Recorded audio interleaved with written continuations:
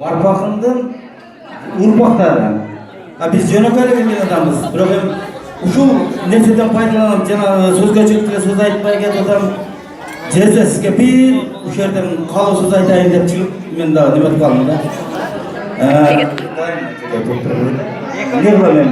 Jeze Андай айтады, нокус кече тамадыкты мен тааныбай атам, бирок бүтүп айтып атпайбы? 120 чыксаңыз, сиз кечи неметип калбайсыз бул зергиттей. Кыргыздын азыр сен интернетте окуп атат экенсиң. Кыргыз Тибет деген тоо бар Кытайда. Өмүр бою Кытай аны албай келатат. Ошо Тибеттеги Кайлас деген тоо бар. Эверест тоосунан 20 метр гана паст. Ошол жерде кыргыздар жашайт. Угуп тургандарсың. Ошол кыргыздар эң кеми 160 жыл, эң чоңу 400 жыл жашайт. Мен ушул жердеме ошол 400 жылды каалайм эжемекөне. Себеби бул жалган жомок эмес. Бул кадимки кыргыздын тарыхы.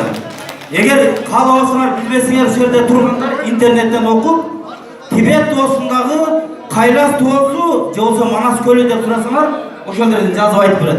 Кыргыздар кандай жашайт? Ошол жерде кыргыздар жашайт.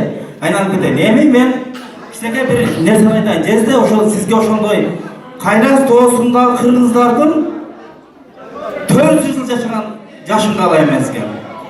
Сымбатын жашылы жаздын көркөмүнүдөй, сулуусуң болоттун ак мөрүнүдөй, суйкайып жүрөгүмдү жараладың, суктанкан барпакыңдын мөлмөлүндөй, суйкайып жүрөгүмдү жараладың, суктанкан барпакыңдын мөлмөлүндөй.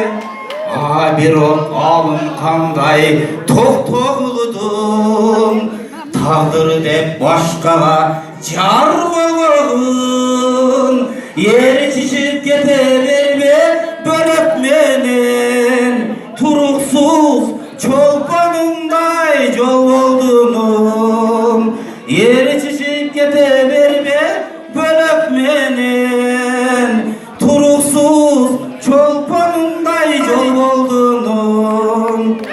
Айбыгып ички сырды жашыра албай, доска айткан сүйүүсүн зарлай, тагдырың татал күнгө туш келсе да, сүйүүгө туруктуу бол бегим айдай. Тагдырың татал күнгө туш келсе да, сүйүүгө туруктуу бол бегим айдай. Мен жерде сизге ушул